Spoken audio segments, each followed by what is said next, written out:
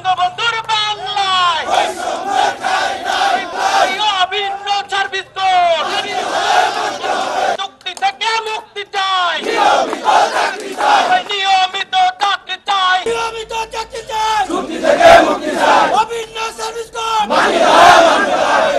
আসলে আমাদের এই জায়গায় দুইটা দাবি নিয়ে আমরা একত্রিত হয়েছি। একটা হলো অভিন্ন সার্ভিস কোড এবং দ্বিতীয় হলো অনিয়মিত যারা চাকরি করেন তাদের নিয়মিত করতে হবে। আসলে এটা একটা স্থায়ী সিস্টেম। এই সিস্টেমে আমরা যদি দেখি যে একই পদে 3 ধরনের কর্মচারী আছেন। যেমন লাইনম্যানের ক্ষেত্রে যদি আমি বলি তাহলে দেখা যাবে যে আপনার লাইনম্যান গ্রেড 1 যারা নিয়মিত, এবং লাইন ক্রু লেভেল 1 যারা চুক্তিভিত্তিক, এবং লাইন শ্রমিক লাইন লেবার যেটা আমরা বলি তারা আপনার দৈনিক বেসিসে। তো ডেইলি তাদের হাজিরা আছে, এই হাজিরার মাধ্যমে তাদেরই হয়। তাও কাজের ভলিউম কিন্তু এক, তাদেরকে পোলে উঠতে হচ্ছে। যদিও আমাদেরকে বলছে যে পোলে উঠানো যাবে না কিছু লোককে, কিন্তু আমাদের যে জনবল আছে নিয়মিত তাদের জন্য তার আমরা পোলে আমাদের তখন তো পোলে উঠানোর লোক পাবো না, তো আমাদেরকে বাধ্য হয়ে মাঝে মাঝে তাদেরকে পোলে উঠাতে হচ্ছে। এবং দেখা যাচ্ছে যে তারা আপনাদের যখন বিষয়টা এরকম হয় যে একই পদে 3টে নিয়মিত, একজনের নিশ্চয়তা আছে চাকরির আর 2জনের নাই, তখন দেখা যাচ্ছে যে এটা থেকে তাদের মানসিকভাবে একটা বিষণ্ণতা তৈরি হয়, যার কারণে বিভিন্ন ধরনের অ্যাক্সিডেন্ট ঘটছে।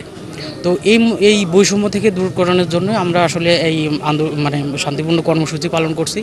এছাড়াও আমাদের আরও কিছু বিষয় আছে, আপনারা জেনে থাকবেন যে আপনারা হয়তো নিজেরাও ক্লিয়ার না যে পল্লী বিদ্যুৎ সমিতি আসলে কোন ধরনের সংস্থা, সরকারি বেসরকারি না স্বায়ত্তশাসিত। তো এই যে যদি সার্ভিস কোড এক হয়ে যায় তখন কিন্তু আমাদের পরিচয় আর কোনো থাকবে না, সংশয় থাকবে না। আমরা সার্ভিস কোড এক হয়ে গেলে তখন আমরা বলতে পারবো যে এটা আমাদের সরকারি একদম সরকারের একটা সংস্থা। প্রথমেই আমরা স্মরণ রাখছি যে অবশ্যই আমাদের গ্রাহকরা যেন কোনো ধরনের এই কর্মবিরতির জন্য কষ্ট না পায়। গ্রাহক সেবাকে অক্ষুণ্ণ রেখেই কিন্তু আমরা আমাদের এই অবস্থান করছি। এটা হলো সম্পূর্ণ অহিংস একটা আমাদের অবস্থান ধর্মঘট। আমাদের মিটার রিডার মেসেঞ্জার ভাইয়েরা যারা আছেন তারা আমরা দীর্ঘদিন ধরে নির্যাতিত আছি। এই নির্যাতন থেকে আমরা মুক্তি চাই, চুক্তি থেকে মুক্তি চাই, নিয়মিত চাকরি চাই।